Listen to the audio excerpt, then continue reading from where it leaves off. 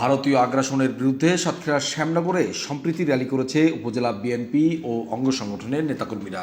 বাংলাদেশকে অস্থিতিশীল করতে ভারতীয় গণমাধ্যমে মিথ্যাচার, আগরতলায় বাংলাদেশ হাইকমিশন সহ দেশের বিভিন্ন সীমান্তে ভারতীয় উগ্রবাদীদের হামলা ও বাংলাদেশের জাতীয় পতাকা অবমাননা সহ সাম্প্রদায়িক দাঙ্গা বাঁধানোর ষড়যন্ত্রের প্রতিবাদে বৃহস্পতিবার বিকালে এই সম্প্রীতি র্যালি বের করেন তারা।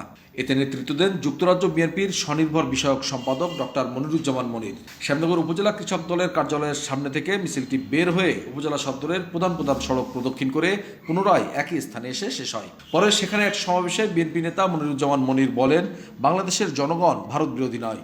সমাবেশে আরও বক্তব্য রাখেন শ্যামনগর উপজেলা বিএনপির সিনিয়র সহসভাপতি জিএম লিয়াকাত আলী, ভারপ্রাপ্ত সাধারণ সম্পাদক সুলাইমান কবির, সাংগঠনিক সম্পাদক গোলাম আলমগীর, সহ সাংগঠনিক সম্পাদক আব্দুল ওয়াহাব ও পূজা উদযাপন পরিষদ ঈশ্বরীপুর ইউনিয়ন শাখার সভাপতি সুকান্ত কুমার আউলিয়া। আমরা ভালো থাকি, আমরা সুস্থ থাকি, হিন্দু, বৌদ্ধ, খ্রিস্টান, ক্ষুদ্র নিগোষ্ঠী আমরা মিলেমিশে থাকি, তারা সেটি পছন্দ করছেন না।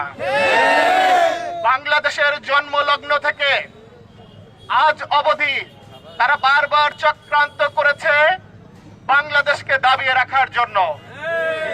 বাংলাদেশের প্রত্যেকটি জনগণ আমাদের মহান মুক্তিযুদ্ধে ভারত যে ভূমিকা রেখেছে, বাংলাদেশের প্রত্যেকটি জনগণ সেটির স্বীকৃতি দিয়েছে।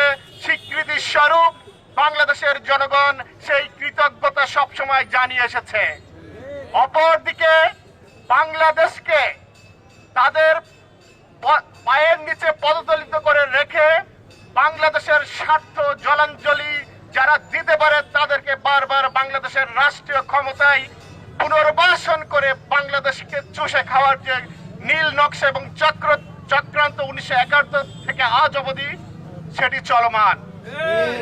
আমরা যারা বাংলাদেশের জনগণ 18 কোটি বলেন আর 20 কোটি বলেন, আমরা কেউ ভারত বিরোধী নয়। এই কারণে ভারত বিরোধী নয়, তারা 71-এ আমাদের মহান স্বাধীনতা যুদ্ধে ভূমিকা রেখেছিলেন।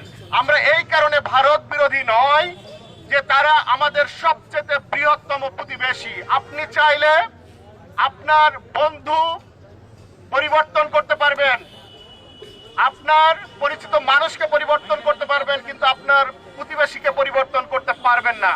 বাংলাদেশের কোন জনগণ ভারত বিরোধী নয়, কিন্তু বাংলাদেশের প্রত্যেকটি জনগণ ভারত যে একচোখা নীতি বাংলাদেশকে নিয়ে পোষণ করে সেটির বিরোধী। আজকে আপনাদেরকে সজাগ থাকতে হবে। 1/11-এ আপনারা জানেন তৎকালীন ভারতের রাষ্ট্রপতি প্রণব মুখার্জি তার বইয়ের মধ্যে লিখে গিয়েছেন, যখন তিনি অবসরে গিয়েছেন, দ্য কম্পিটিটিভ ইয়ার্স এর মধ্যে উনি বলেছেন কিভাবে হাসিনাকে উনি 1/11 পরবর্তী বাংলাদেশের রাষ্ট্রীয় ক্ষমতায় অধিষ্ঠিত করেছিলেন।